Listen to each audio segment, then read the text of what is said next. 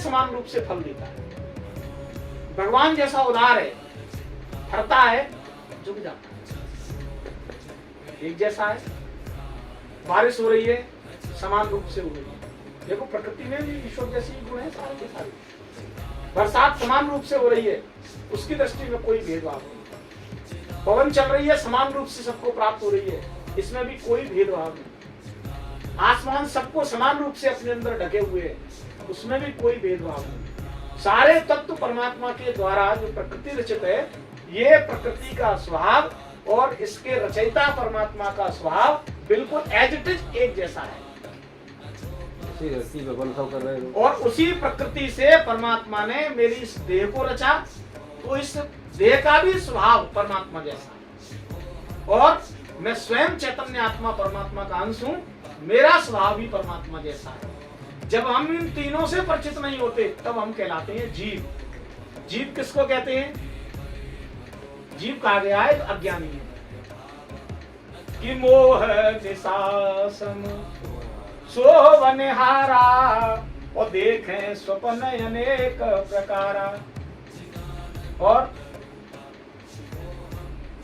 ममता तरुण तमी अंधियारी, राग द्वेष उलूक सुखकारी। जब लगी बसत जीव मन माही, ये जीव कब तक मन में वास करता है, कब तक मन से उलझा रहता है? जब लगी प्रभु प्रताप रविनाई, जब तक भगवान कृपा नहीं करते।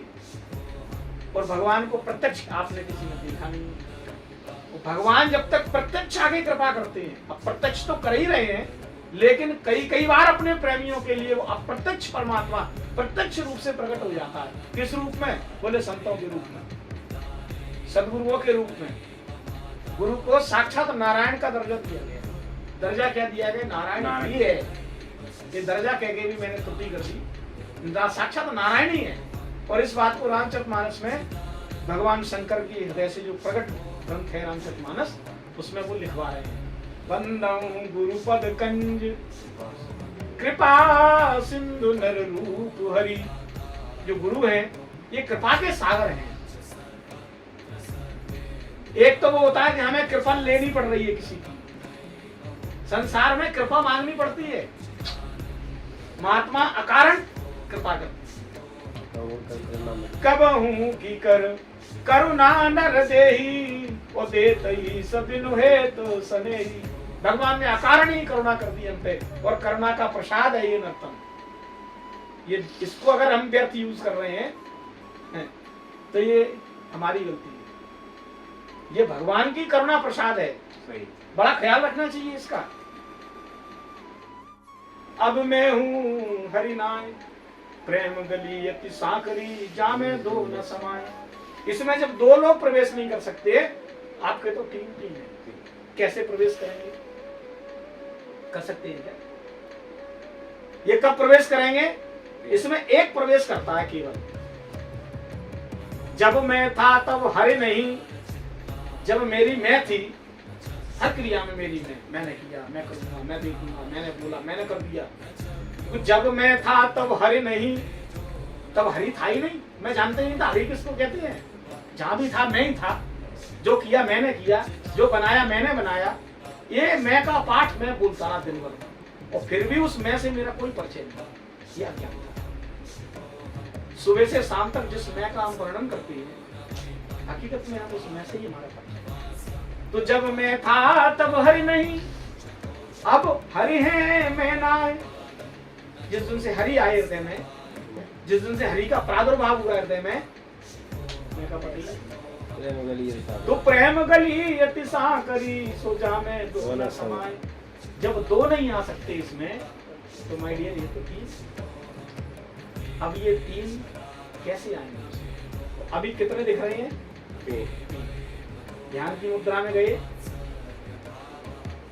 कितने दिख रहे हैं? तीन दिख रहे हैं क्या? और आप सुन, हमें अपना जीवन शून्यता की ओर ले जाना है। शून्यता कब आएगी जीवन में? जब ये तीनों एक हो जाएंगे। के प्रणवाक्षर के मध्य ये तीनों एका। ओम जय शिव ओंकारा। प्रणव अक्षर आ उ म। ये मुद्रा है ध्यान की। ऐसे बैठते हैं ध्यान में, क्यों बैठते हैं ऐसे? ये और ये जब दोनों उंगलियां मिलती हैं, इनका सीधा कांटेक्ट हमारे हृदय से। जैसे ही हमने इसको मिलाया, हृदय का पट खुल गया। हृदय का पट खुला, ध्यान किसका कर रहे हैं?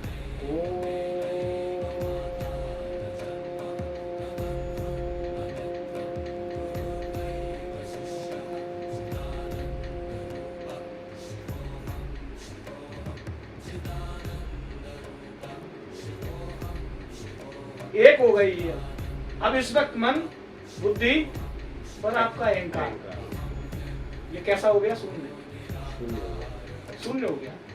हमारी शून्य अवस्था, परमात्मा एक है, तो हमारी भाव अवस्था शून्य। कितने हो गए? 2.5 हो गए ना। एक के पीछे 0 लगा दिया, 2.5 हो गए। थोड़ी और गहरी शून्यता बढ़ी, सैकड़ा हो गए। थोड़ी और शून्यता बढ़ी। आपकी शून्यता आपकी प्रतिष्ठा को बढ़ा रही है। जैसे जैसे आप शून्य होते जाएंगे।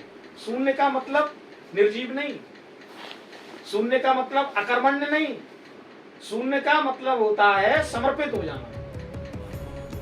हमने अपना मनसा, वाचा और कर्मणा जो जीवन है वो हे प्रभु आपके श्री चरणों में समर्पित कर दिया।